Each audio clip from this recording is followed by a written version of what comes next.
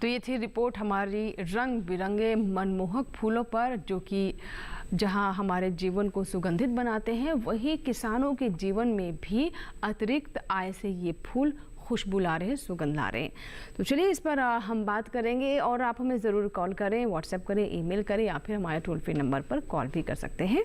तो अभी हम चर्चा की एक बार फिर से शुरुआत करते हैं। सर, जैसे कि मानधन योजना के बारे में आपने बताया कि ये हमारे किसानों के लिए ख़ास तौर पर वो किसान जो कि 18 से 40 साल की उम्र के हैं उनके लिए है। तो सबसे पहले मैं आपसे जानना चाहूँगी कि पूरा इसमें प्रोसेस क्या होता है, क्या, क्योंकि कोई भी जब आप पेंशन योजना है, अगर आप पेंशन की बात करें तो क्या इसमें क्या रेशो रहता है कि किसान की तरफ से कितनी सहभागिता होनी चाहिए और सरकार इसमें कितना पैसा देती है, किस तरीके से हमारे किसान इसे समझ सकते हैं?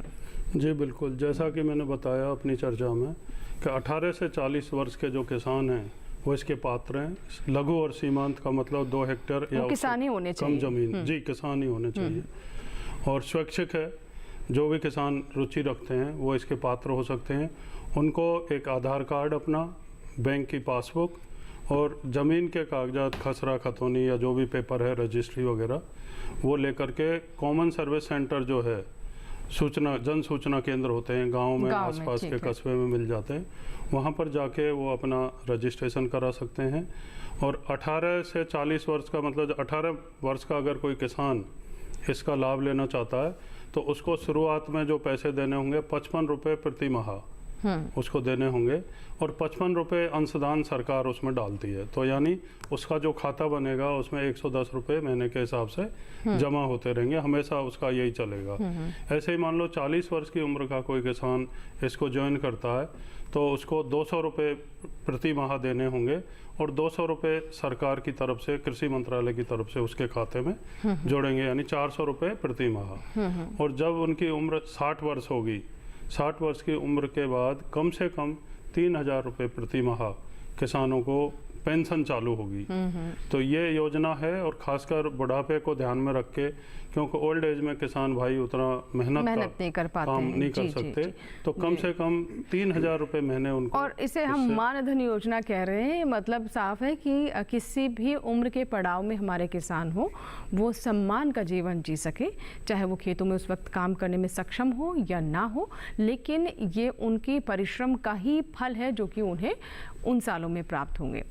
तो सर, आगे मैं आपसे ये भी जानना चाहूँगी कि जैसा कि आपने बताया कि किसान का अपना अंशदान होगा, सरकार की तरफ से अंशदान होगा, लेकिन कुछ और भी सवाल हमारे किसानों के आते हैं कि अगर उनके नाम पर खेत नहीं है तो वो क्या करें, या फिर पति पत्नी इसका लाभ कैसे ले, पिता की उम्र ज़्यादा हो गई है लेकिन ज़मीन उनके नाम पर है, तो क्या इसमें किसी तरह से पुत्रों को या फिर परिवार के जो अन्य जन हैं उन्हें लाभ हो सकता है? नहीं, बहुत सारे सवाल हमारे किसानों के अक्सर आते हैं, तो उस पर भी हम बात करेंगे। लेकिन उससे पहले फ़िलहाल वक्त एक छोटी सी ब्रेक का।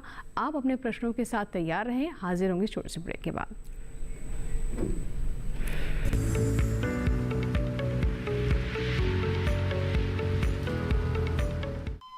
अरे सुन तो। मुझे क्या सुनाना चाहते हो? जो सुनाओ मेरी सौतन को। किसको? अरे वही तुम्हारा मोबाइल फोन जिससे सुबह शाम दिन रात चिपके रहते थे और कहते थे किसान कॉल सेंटर से बातें हो रही हैं।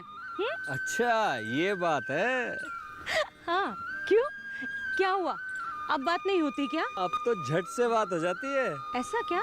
हाँ, अब तो ज्यादा लाइनें और खास तकनीक के कारण खेती के माहिरों से तुरंत बात हो जाती है। और अगर कभी लाइन व्यस्त हो तो अपनी समस्या फोन पर रिकॉर्ड करा दो, वहाँ से फोन आ जाता है और समस्या की हल का मैसेज भी आ जाता है। ये देखो आ गया। अरे वाह, इसका मतलब इंतजार की घड़ी अब खत्म। हाँ। तभी मैं सोचूं कि आजकल मुझ पर इतना प्यार क्यों आ रहा है। कृषि संबंधी समस्याओं का अपनी भाषा में तुरंत हल पाने के लिए पूरे भारत में किसी भी फोन से हेल्पलाइन नंबर पर संपर्क करें। किसानों का दोस्त किसान कॉल सेंटर।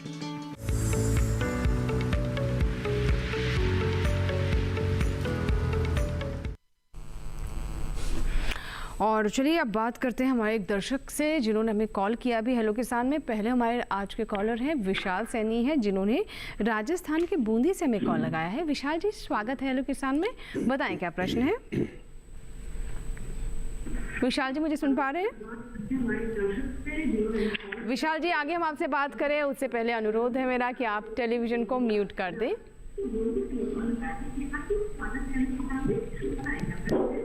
जी मैम, सभी को नमस्कार। नमस्कार। हाँ मैम, हेलो।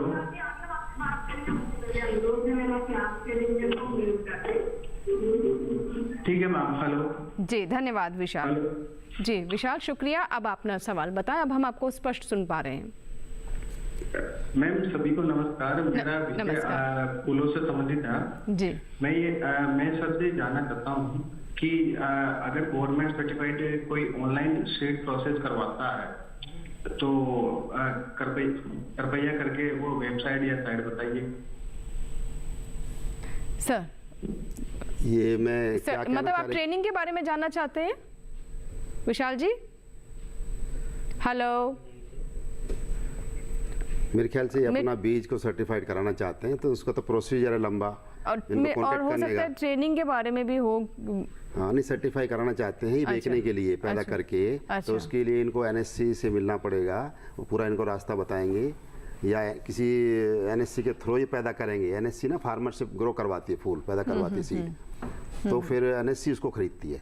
तो डायरेक्ट सर्टिफाई करने का तरीका वो वहीं से पता लगेगा इनको। अच्छा, ठीक है, बिल्कुल विशाल जी। तो आप पता कीजिए कि जैसे कि सर ने भी बताया कि कहाँ आप जा सकते हैं और पूरे प्रोसेस को फॉलो करें। अभी भी कुछ और भी सवाल है आपके मन में जो आपको लगता है कि पूरा नहीं हो पाया, तो कार्यक्रम के दौरान आप हमें दोबारा भी कॉल कर सकते हैं। अब सर मानधन योजना पर आते हैं। जैसे कि मैंने ब्रेक से पहले कहा था कि हमारे दर्शक बहुत सारे सवाल भेजते हैं इस योजना से जुड़े हुए। एक तो ये कि इसमें उम्र रखी है 18 साल की, तो 18 साल में जो अंशदान है वो 40 साल जो इसका कट ऑफ टाइम है, उम्र है, उससे कितना फ़र्क है? क्या जो अंशदान पूरे 60 साल तक की उम्र तक देना है हर किसी को, या फिर इसका कोई लॉक इन पीरियड है? इसे कैसे समझें?